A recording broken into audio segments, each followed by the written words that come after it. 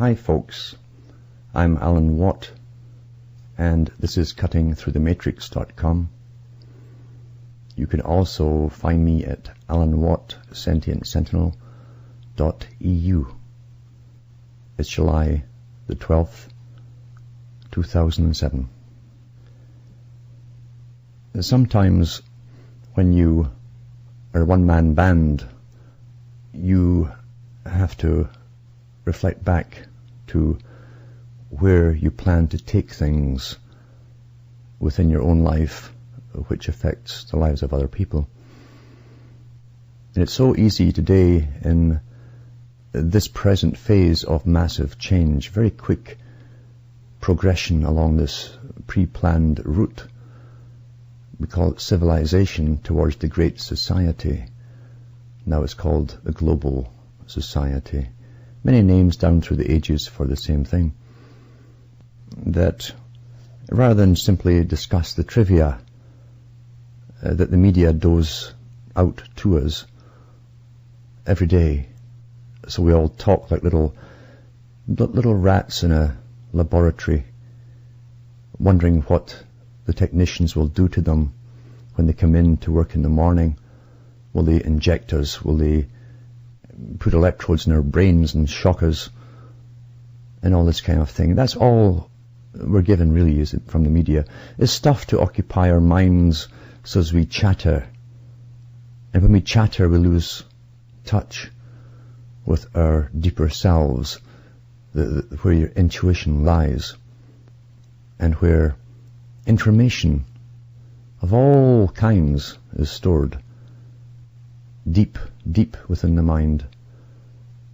The mind itself has barriers, and people in the past have tried to give words to these barriers to make it more understandable in conversation.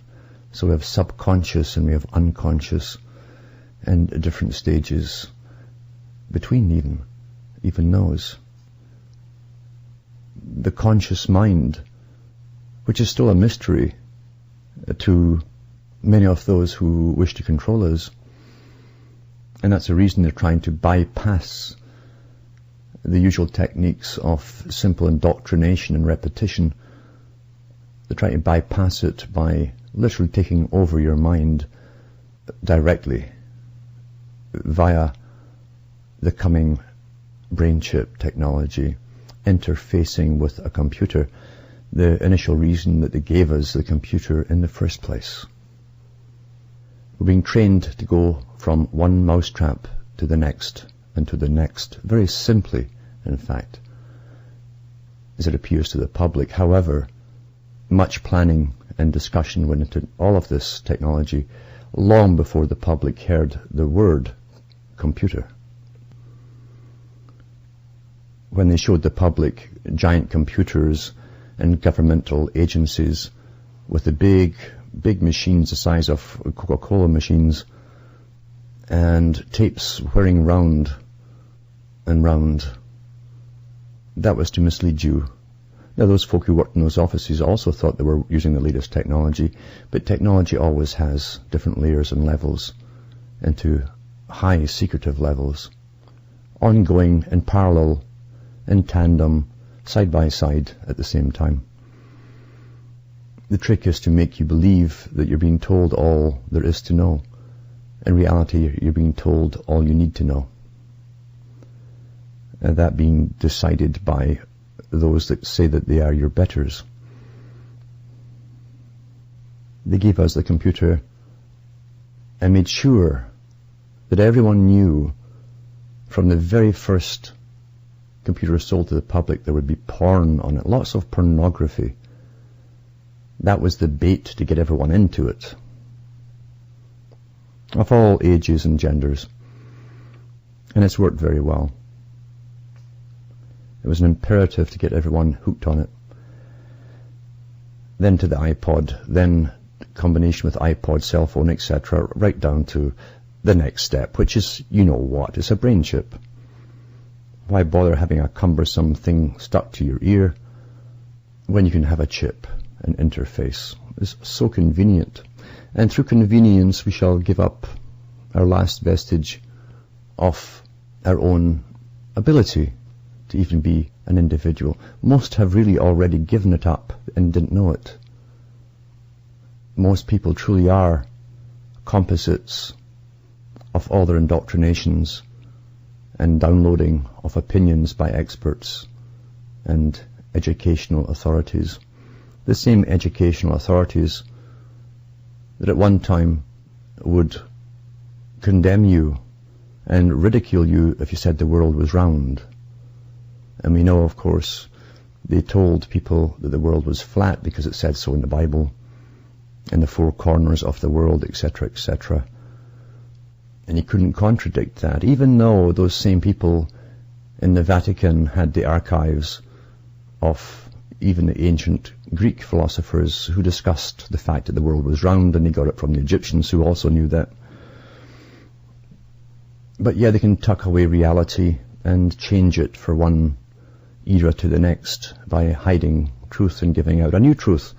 That's what science does today. Science gives us new truths all the time, which means they're obviously contradicting their previous truths, and people can't quite catch on to that. And we know the world is round because NASA said so. And it's on television. You see pictures.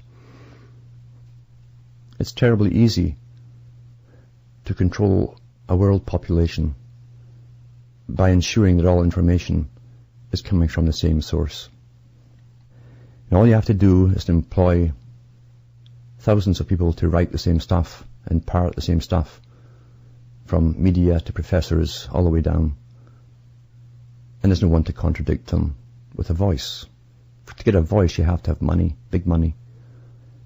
And those who give us our opinions, and talk about, above even the media, the ones who decide our opinions for us, create the money, the big con game. This morning I was on an AM station in Montana called KGEZ, hosted by John Stokes, who runs the station. And we got talking about the global elite. I mentioned that there's always been a global elite down through the ages. This is not the first so-called civilization we live in today.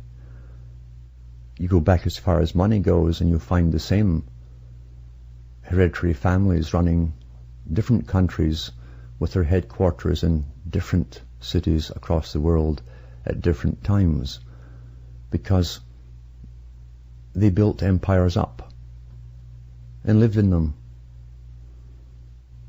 When an empire had served its purpose, they would move on to somewhere else, and another empire arose.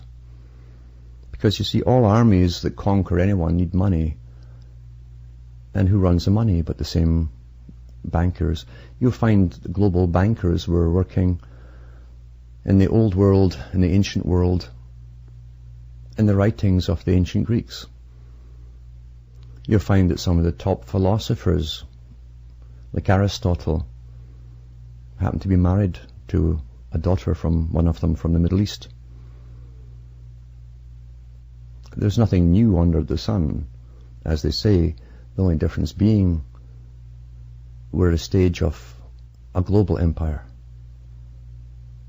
The culmination of all these takeovers called empire building and takeovers of other countries and nations.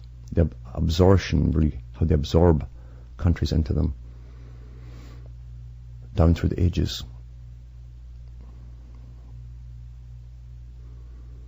Very often the same families would split and live in other countries, different countries from each other, and fund those countries as they had war with each other.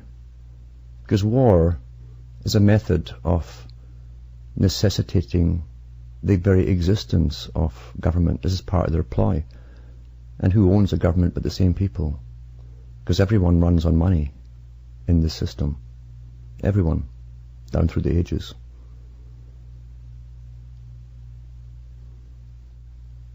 It's interesting just to look at ancient Babylon. And there are many levels of meaning to Babylon. It wasn't just a place, it was a system. And Babylon can move down through the ages. And what's important to know is that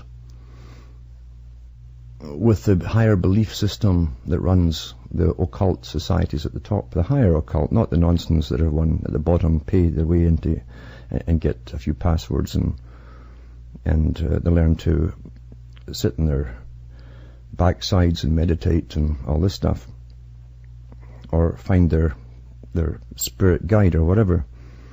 But the real stuff at the top, and those characters talk about circles.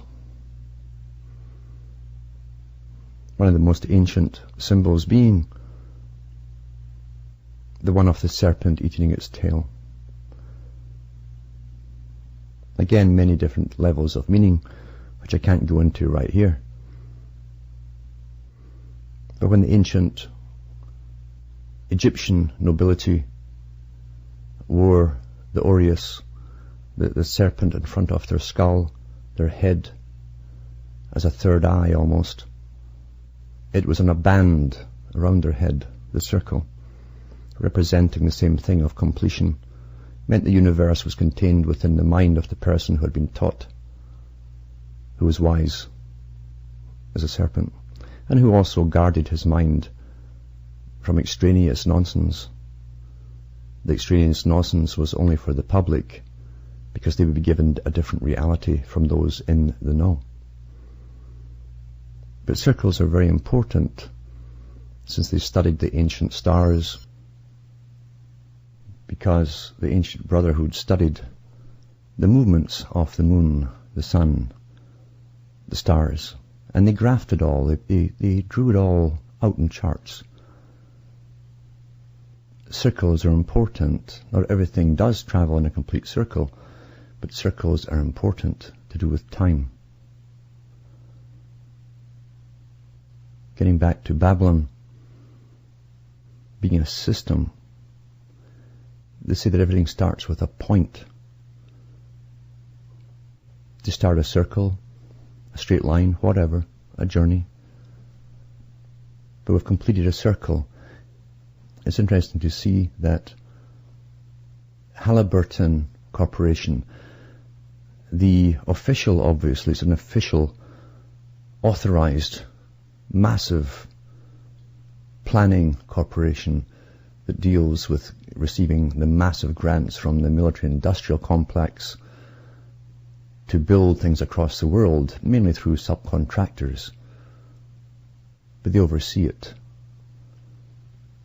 We'll find certain members of the present Bush New American Century team were employees of the Halliburton Corporation. Surprise, surprise, eh? Ha, ha, ha. Like corruption is only at the street level. No, peanuts are at the street level. And that's the way it's always been. But we find Halliburton moving out of Texas, and it's off to Bahrain, setting up there. We find the same thing with some of the big art foundations. The Louvre in Paris is making a duplicate, also in Bahrain, as they get closer and closer to their goal. And eventually, after this planned war or threat of war, which might come down to a compromise and then amalgamation and standardization into the system, whichever way it goes, Babylon will be restored as it was in the beginning. The circle, the completion of a circle that took thousands of years to fulfill. That's why H.G. Wells could write in the shape of things to come about the wars, the world wars, the three major ones. Remembering that he was an officially authorized propagandist who was given facts and told to write stories around them by the British Crown and those around it. He talked about how the British troops would be in Basra, in Iraq, at the beginning of it. And that's exactly where they did go. The US went to the north. Britain headed and went around and maintained Basra. It would also be, in shape of things to come, the base of the New World Order, where the scientists of the air, the Freemasonry of the air, the Great Brotherhood, Scientific Brotherhood as Wells called it, would be based. That's what history has always been about, takeovers and takeovers. And the countries who are taken over one by one are standardized and brought under a monetary system, the same type of system. And you also find they're upgraded like a computer program at the same time. Even their languages are upgraded. Our lifespans being so short, it's tremendously easy to alter pretty well everything for a generation, especially when you separate those who had a bit of wisdom in the past, the elderly, when the elderly were respected and elevated for their wisdom and their knowledge. They could pass on information, which they did in the extended families, which was the norm. Very important function, because the parents were so busy to teach the children these kind of things. That has been destroyed. That was an imperative for an elite to do. They wrote about it. They had to destroy that. And they demonized the elderly. Now you're geriatric if you get older. My goodness, you're a geriatric. You're obviously senile. You've got odd opinions. And you don't go along quietly. You might object about being put into, I call them exit homes or old age homes. You might object to being put there. And once you're there, you might object about being stuck in a chair all day with something in front of you that you can't get past. You'll be called agitated.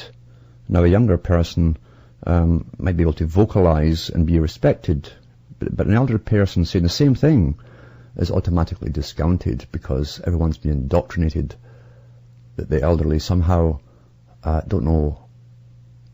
They're not rational. They're simply not rational, you see. Indoctrination, mainly again through fiction and repetitive propaganda from media and science magazines and so on. So the wisdom isn't passed down to 1, 2, 3 generations as it used to be. Now it's terribly easy to allow the state to bring your child up, which it does, and which has been written about by those who planned the present system, at least that part of it, the educational system. They published their own books long ago on how they would scientifically indoctrinate the children, so that if there was any parental input in the evenings, it would be cancelled out, like a firewall, you might say, by the child, by the child's conditioning. And that's happened. We also think in our short mortal lives that major changes, major planning is impossible. We think that if we manage to get a house and pay for it in a lifetime, we've done well. We're short-term planners because we don't have long-range plans personally. The elite who run the world do.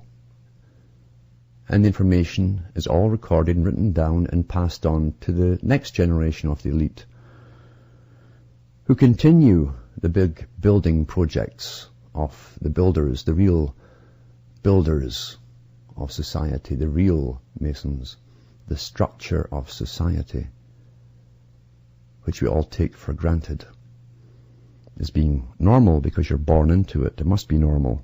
How else could it be? Never dawning on us that there are 1,000 directions that humanity could live in, and 1,000 different systems. Lenin said it, and all the big boys knew it, because they're all trained by the same teachers from the same archives of information. It's only the public that couldn't be allowed to know there are other ways of living. This buying, selling, producing and consuming thing is fairly recent. Yet we all think it's normal.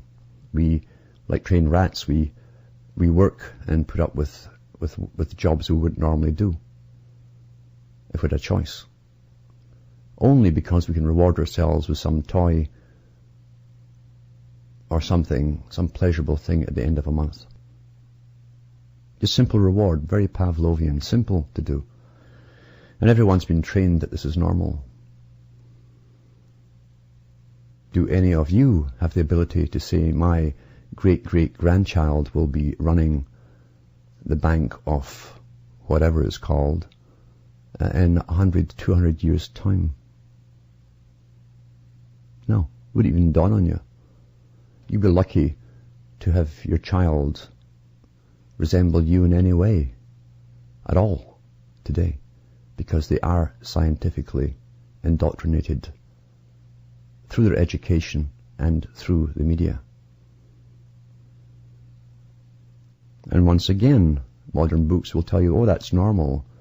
It's normal that the child will go off in their own direction.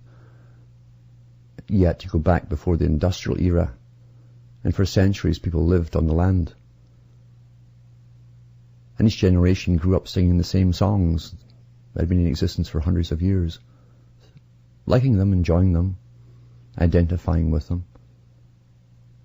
They'd adopt the same clothing as their parents on the land.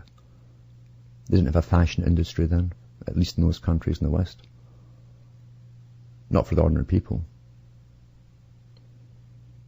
Those who create the muses, that's why the muses are so important, create the culture. They shape the culture, and culture is plastic. It can be shaped in any direction that the culture creationists decide it will be shaped into. It will be adopted by those who are downloaded with the marketing techniques that we're all exposed to. And ultimately, as I say, the lights go off one day in the mind as an artificial one takes over, and that will be the end of the ability to even think and work out the most profoundest problems that humanity has ever faced. That of existence itself, the worth of existence, the purpose of existence. You won't even have the ability to think it out at all. Most folk, as you notice, I'm sure around you, have already lost that ability. They give you cliché answers written by other people because it's too much of a chore to do the thinking themselves. Life is not a bowl of cherries. It was never intended to be. But certainly in this artificial system that's been here and is spread out for thousands of years and taken over, there's nothing nice about it. There's no contentment and no lasting pleasure in it. Therefore, those who wish to stop time and just leave it as it is, with all of its corruption, all of its lying from the top, all of its manipulation, just stop it right now. Don't let it get worse. They think they can cope with that. Well, how could you cope forever holding up a tower that's held together with band-aids and glue and splints? You can't. Yet most people will think what I'm talking about is very foreign to them. They can't imagine a world where they couldn't go out and reward themselves with some thing that's been advertised on television or through magazines. Because all the smiling faces tell you that that's what happiness is buying something. Especially this item. I've never seen a glum face in an ad unless they've just bought brand X. But brand A is always wonderful. It's the ultimate experience. and it's going to make you tremendously happy. Yet we think this is normal, and people believe in it. They believe in this strange doublethink that a thing, an inanimate, inorganic thing, is going to make them happy.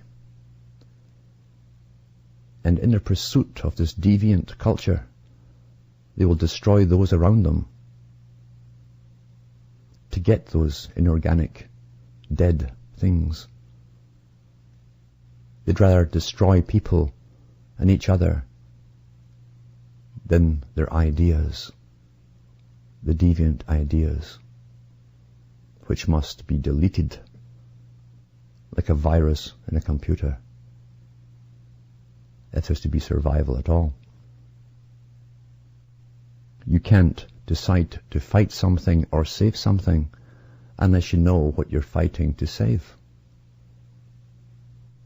And if it's simply a time period of part of a plan that wasn't yours or your grandparents either, you can't save it. It belonged to the elite long ago.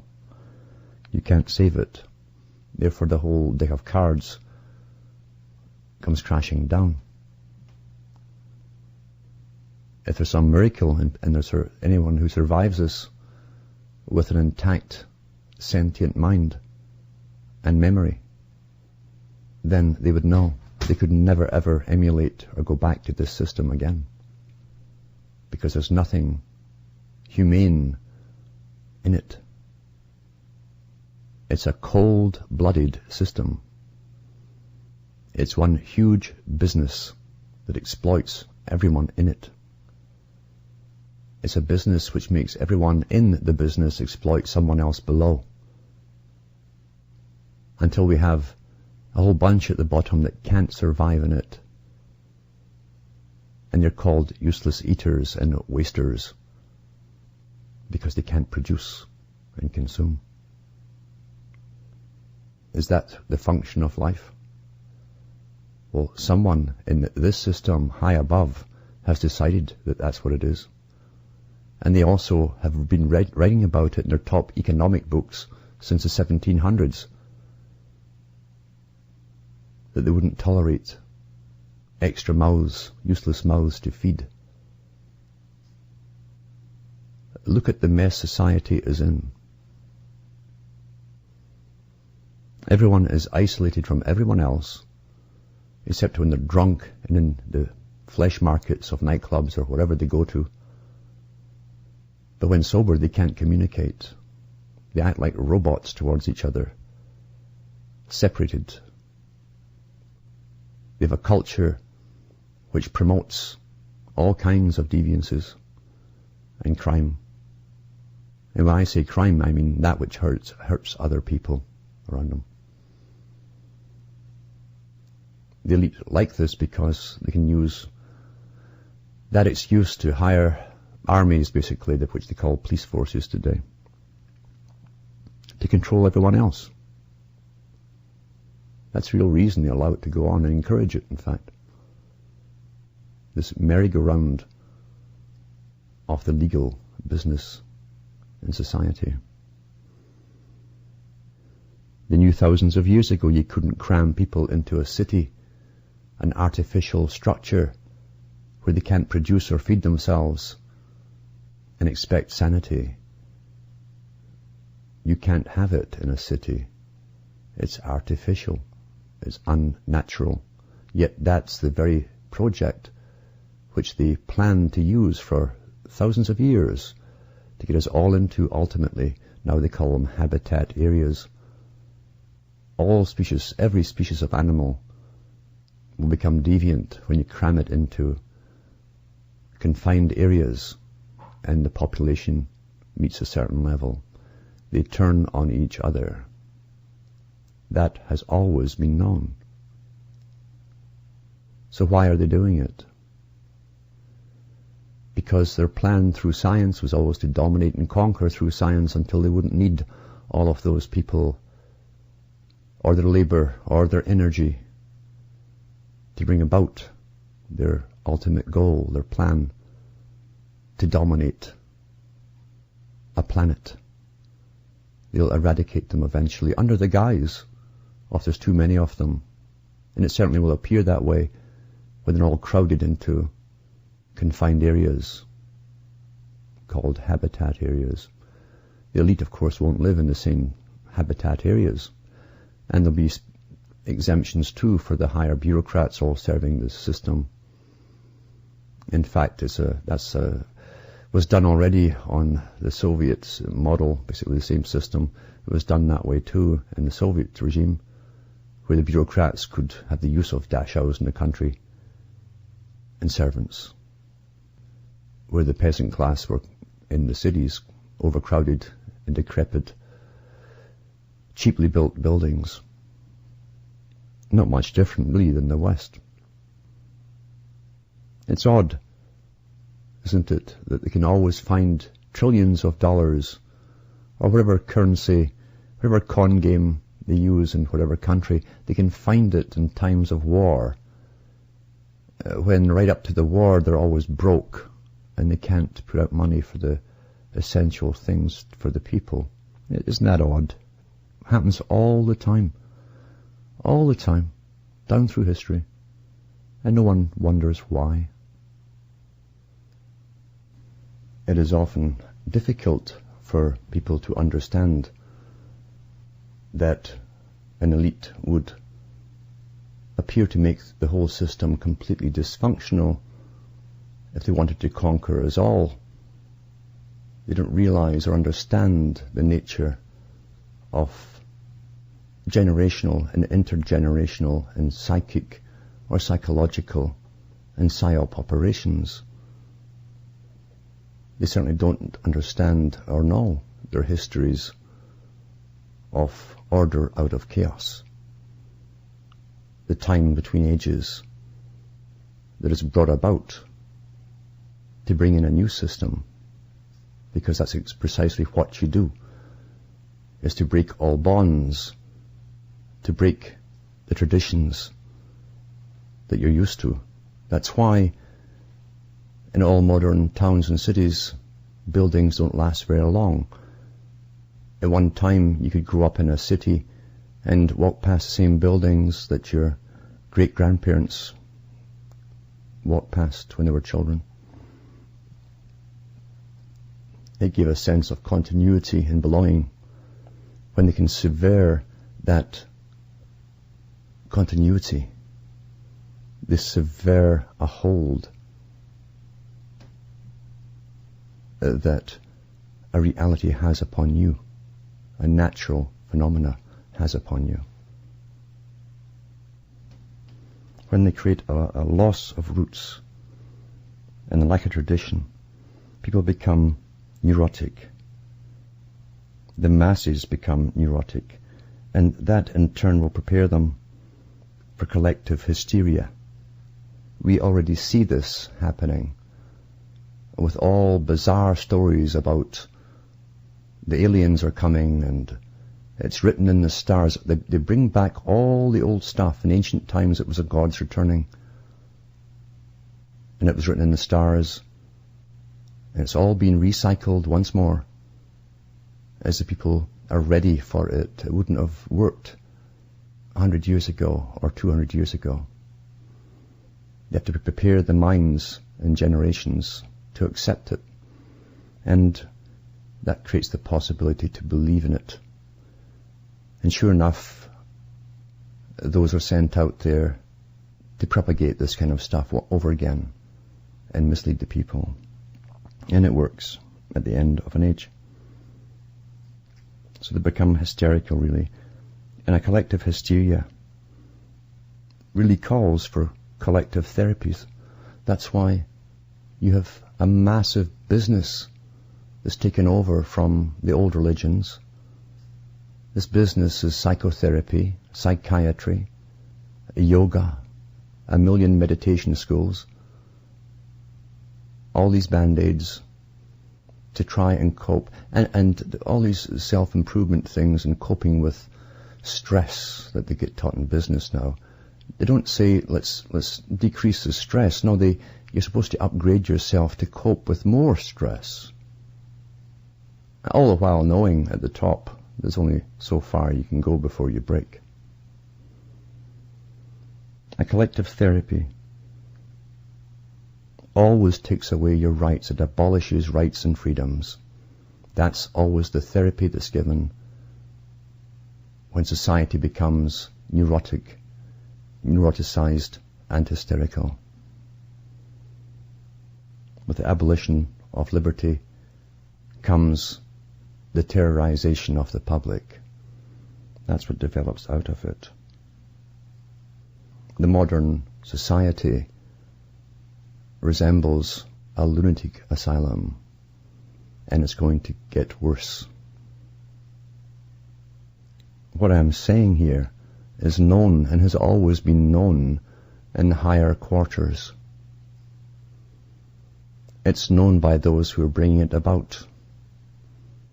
If they decided to save their system for some strange reason, and it certainly would be strange if they did want to save it as it is, they'd revert you back to 1950s level of culture. A bit more feeling of stability and belonging. But they're going the whole way now. There's nothing new under the sun with the techniques that are being used. The only difference is being the immediate propaganda that comes in to your habitat, your little room or your house every day by the media. Instantly. Whether it's men with spears and armor wearing the same coloured cloaks that they wear on behalf of Caesar, or black military outfits with machine guns and some print on their sleeve, it makes no difference. It's all the same thing, same techniques. And the cry of terror, terror from the top down, and imminent gloom and doom from the top down, these have all been used before. And while all this chaos is going on, which they're creating to bring out a new order at the end of it, no matter how long it takes, you'll find the same bizarre manifestations amongst the public, where even your nearest friends will tell you that it's written in the stars. See, it's a law, or it's in this book, it's a Bible. A book they don't understand because it's written in such a way that the exoteric is meant for the profane, those who do not understand, those in the darkness. The exoteric stories are written in such a way they captivate the mind. You picture the people that you imagine are being discussed. And they're written in such a wonderful way, great science, absolutely, to captivate you. But it's not meant to give you a truth unless you have the ability to see deeper. It's all predictive programming, whether it's written in a holy book or scientists are telling you it's the end of the world as you know it, or various card sharks come out and play their games with you, that it's fate. It's all pre-written. That's psychological warfare.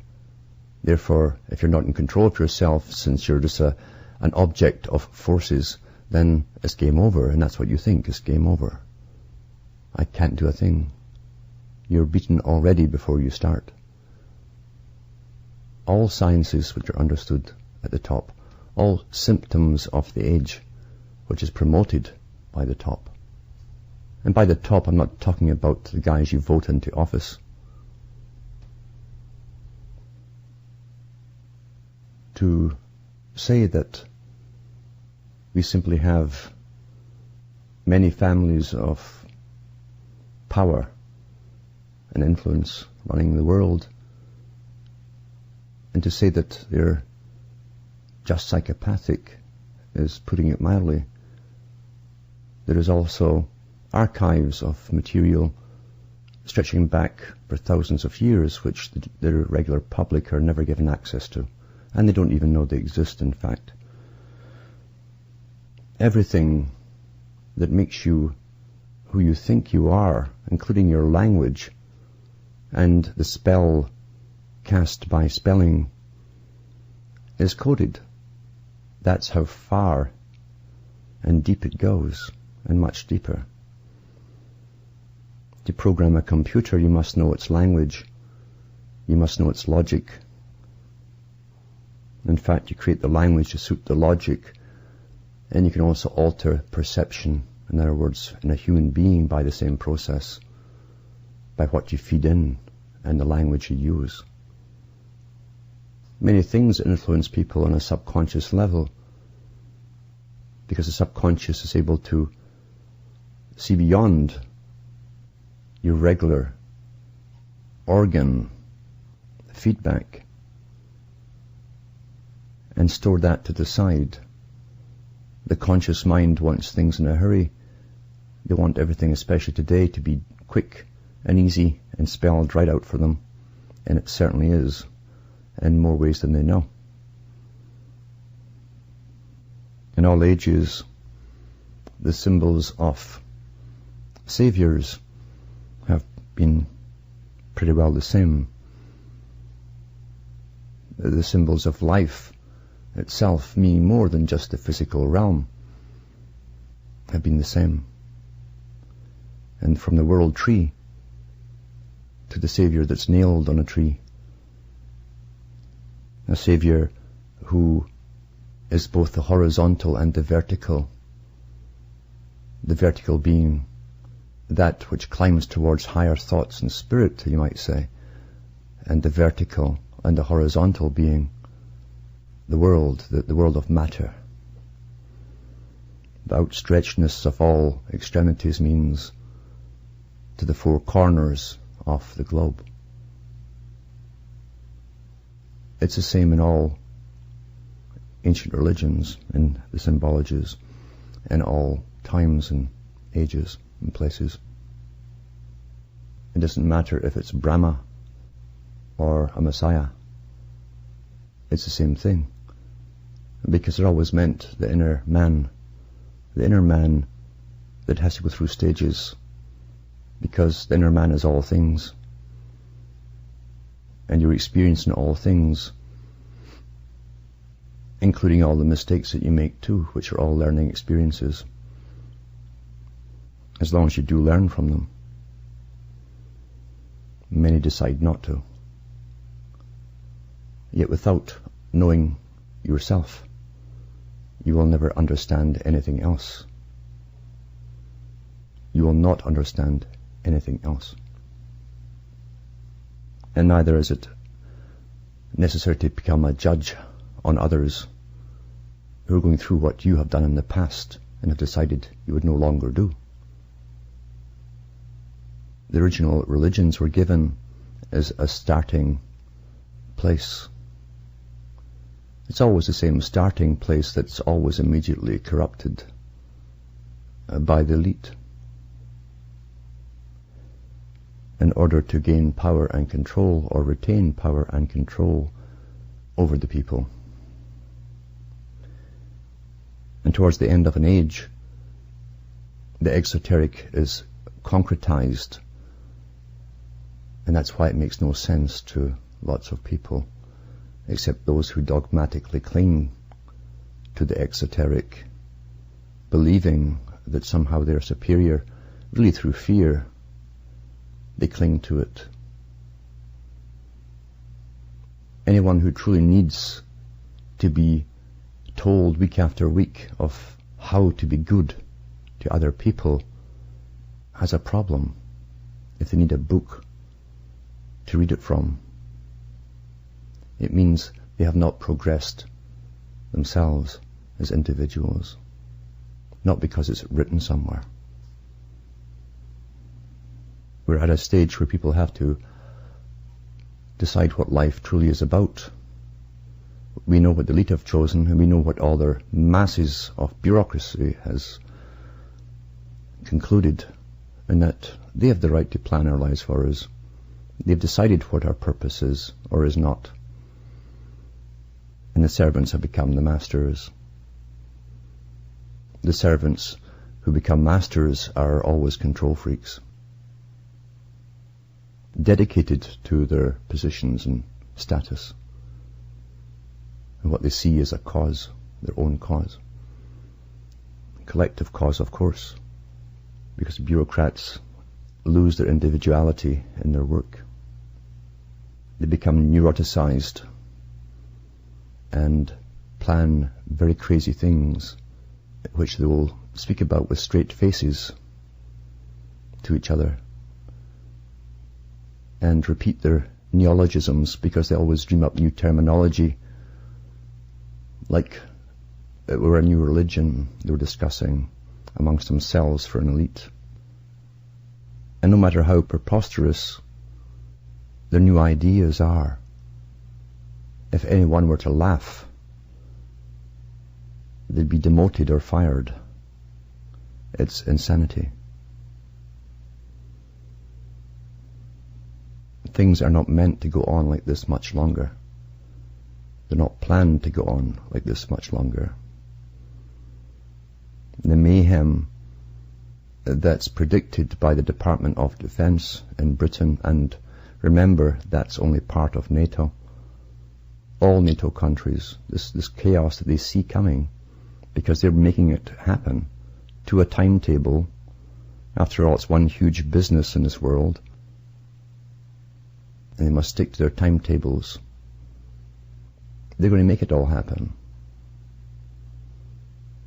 They have daily reports and all these different agencies and sub-agencies and specialized think tanks on the pulse of the people. They know what's happening at every level to the people. They get constant feedback and prepare always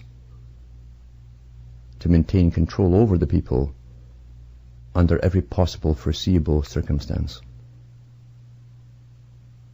So we're well on our way to this crazy roller coaster ride towards the end of an age. And it truly is up to every person out there to start taking back the right to decide for themselves what life is all about, what it should be all about, and what it could be all about, because it's never been discussed among society. All the big questions have always been answered by an elite, be it a priesthood or a scientific bureaucracy. Elites are always terrified of the masses. Paranoia is built into their structure. The reality they keep hyping about and the fear-mongering they're constantly causing is psychotic.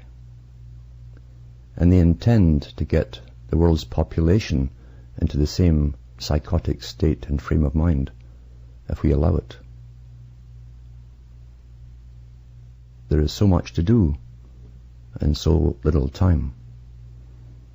We better start all making ripples fast, every single one of us, while we can. From myself and Hamish the dog, it's good night, and may your God or your gods go with you.